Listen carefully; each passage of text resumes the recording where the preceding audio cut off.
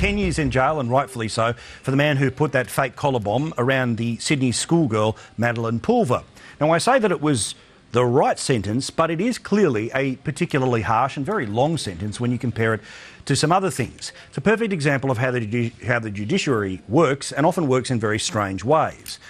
I would like to see this to be the new norm,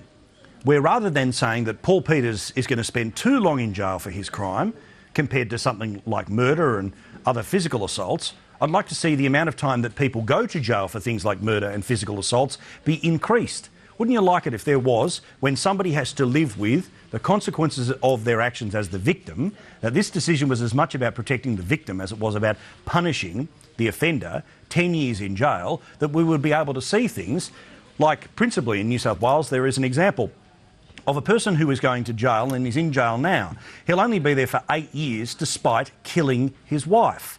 He was able to argue in front of the court that it was a killing based off provocation. Now, there's no provocation that was there as a result of a written letter or some videotape that was left. No, instead, the provocation came about because he said that his wife, who he then killed and thus had no ability to speak on her behalf, had said that she had fallen out of love with him, and thus that's why he killed her.